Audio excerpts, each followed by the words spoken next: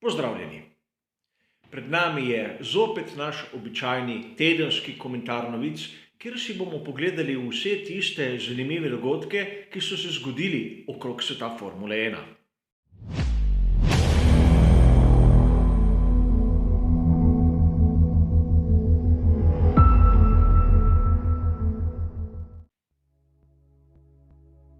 Kot ste verjetno že navajeni, tudi tokrat se bomo ukvarjali s 4 posameznimi sklopi. A tokrat moje pozornosti ne bom posvečal novicam, kot je tista, kdaj bo predstavljen novi Mercedes W12. Seveda, še cel mesec imamo do takrat, zato je najbolje za nas, da se ukvarjamo z aktualnimi novicami, tisti iz tovarniške ekipe Mercedes pa naj se raje ukvarjajo s svojim delom. Tudi tokrat, kogar zanima, bo bližnjice do vseh člankov, katerih bom citiral v naslednjih minutah, dobi v opisu. A lotimo se kar s prvim sklopom.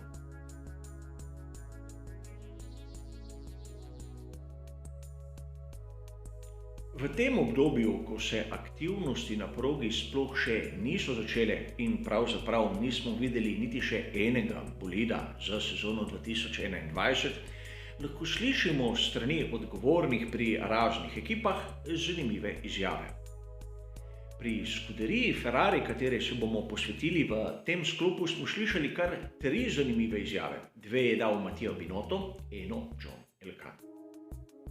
Prva izjava je tista, ki sem jo zasledil na spletni strani GP Fans 1. februarja. Mattia Binotto namreč trdi, da bi bilo preveč pričakovati zmage v sezoni 2021.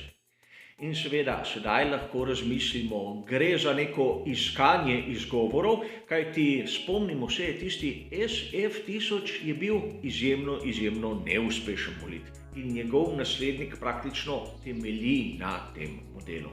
Po drugi strani lahko tudi skriva določeno formo. Ne vemo, nismo niti še videli bolida. A zanimivo je nekaj drugega, kar sem zasledil na spletni strani Scuderia Fans 2. februarja.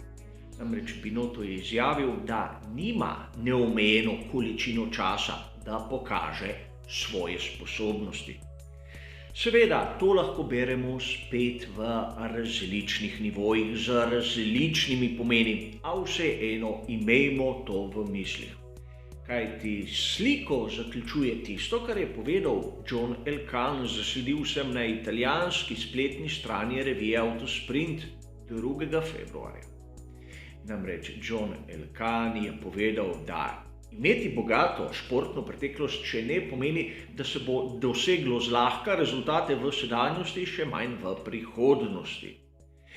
Poudaril je to, da morajo biti skromni pri Ferrariju, skloniti glave in delati. Sedaj se je marsikomu posvetilo v glavi, ne kaj sem meril v tem sklopu. Vse to, kar sem vam povedal do sedaj, smo pravzaprav v Formuli 1 že slišali z ust Mauricia Arrivabenea. Tistega človeka, ki sta ga pravzaprav odstranila tako Mattia Binotto kot John Elkann. Kaj se je spremenilo, da so tako obrnili ploščo, da ni več tistega mahanja z rutico SR Ferrari? V resnici ne vem, a zanimivo je videti, kako nekatere ideje ostanejo aktualne v Formuli 1, čeprav njihovi avtorji niso več prisotni. A pojdimo naprej.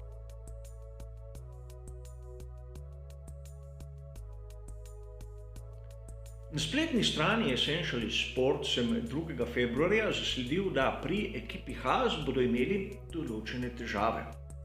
Namreč prvi vžig pogonskega sklopa Ferrarija ne bo v njihovih delavnicah, temveč v Bahreinu, tik pred začetkom zimskih testiranj.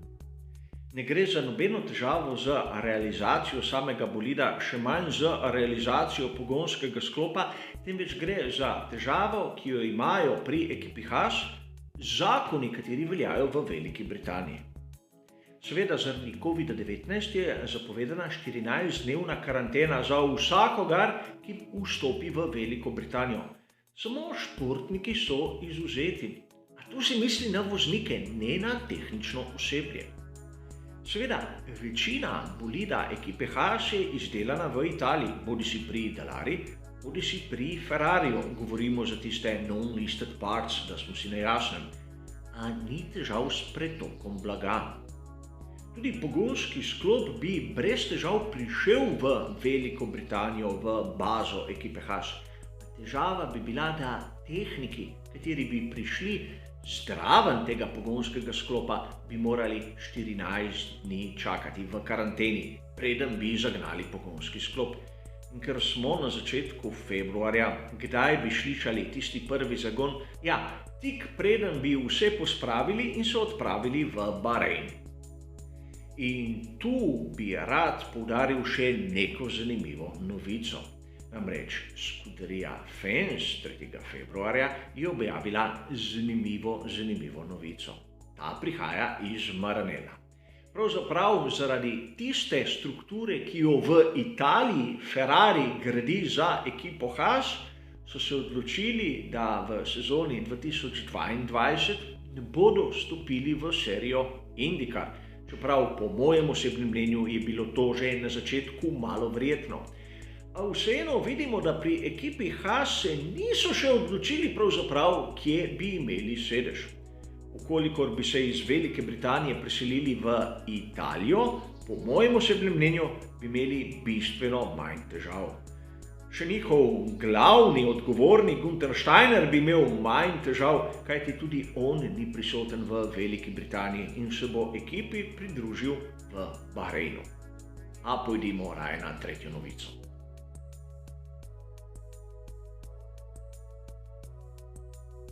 Na spletni strani Planet F1 smo lahko 2. februarja prebrali izjemno zanimivo novico.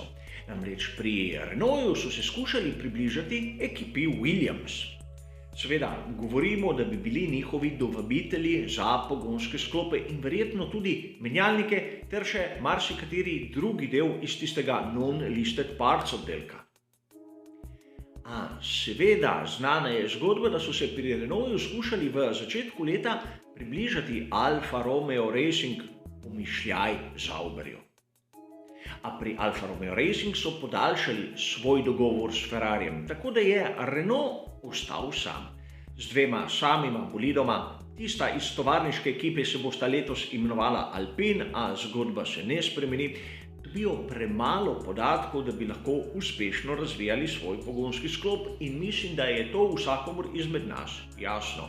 Zato je nekako logično, da so se skušali približati ekipi Williams. A tu pri branju takih novic moramo biti mi, navdušenci, izjemno pozorni, kajti avtor ima verjetno izjemno kratek spomin. In tu se nanašam na tisti članek, ki je bil objavljen na spletni strani Sky Sportsa 6. januarja. Tam so trdili, da je Williams z Mercedesom podaljšal dogovor o dobavi pogonskih sklopov za sezono 2022 in naprej.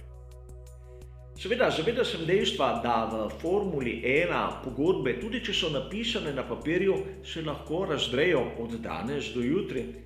A vseeno, avtor, kateri je objavil novico, lahko ni preveril, se ni spomnil tega, kar se je zgodilo pred slabim mesecem, oziroma je zgodbo dobesedno od nekod prepisal. A mi, navdušenci, moramo biti na take stvari pozorni, da ne bomo v prihodnosti kakih zmed glede tega, zakaj Williams pač ni izbral Renaulta.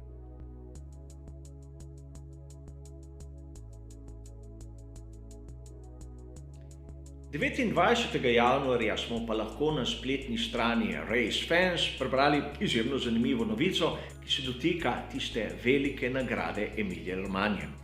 Izvedeli smo polno ime te dirke na progi v Imoli. Imenovala se bo Velika nagrada Made in Italy in Emilia-Romagna. Pravila v Formuli 1 so jasna. Gostiteljica uradno dirke je lahko samo ena država. Tako imamo veliko nagrado Italije v Monzi in ker v Imoli nočejo biti od manj, so dobili izjemno zanimiv mehanizem, kako tudi v njihovo uradno ime dirke dati ime Italije. Torej, ne bo velika nagrada Italije, temveč bo velika nagrada Made in Italy. Seveda, mnogi izmed vas se spomnite, da je bila dirka v Imoli včasih velika nagrada San Marina, čeprav Imola ni v San Marinu. A Ministrstvo za turizem San Marina je plačevalo v bistvu progi v Imoli, da se je dirka lahko tako imenovala in dobili so lep način, kako zaobiti tista pravila. A seveda, tudi pred tem smo imeli dirke, katere so bile v eni in isti državi in so se le drugače imenovale. Lep primer, v 80-ih smo imeli na primer veliko nagrado Združenih držav Vzhoda in Zahoda in tako naprej, da ne bomo predolgi. A vseeno, meni osebno se zdi izjemno lep primer in hotel bi poudariti, da letos na koledarju smo videli kar nekaj takih kreativnih sprememb pri imenih dirke. Videli bomo, če se bodo izvedle in kako se bo to obneslo. Za enkrat je to zadnja novica pri tem našem hitrem tedenskem komentarju. Hvala za vašo pozornost in nasvidenje.